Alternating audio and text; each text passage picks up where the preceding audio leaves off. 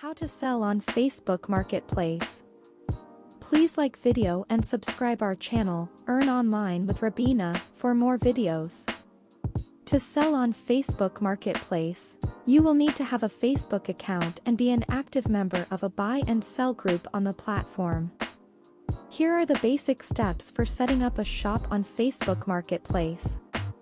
1. Open the Facebook app on your mobile device and tap the Marketplace icon. 2. Tap the Sell Something button, located at the bottom of the screen. 3. Fill in the details about the item you're selling, including the name, description, price, and photos. 4. Select a category for your item and add location details. 5. Hit Post to list your item for sale. It's also possible to set up a Facebook Shops.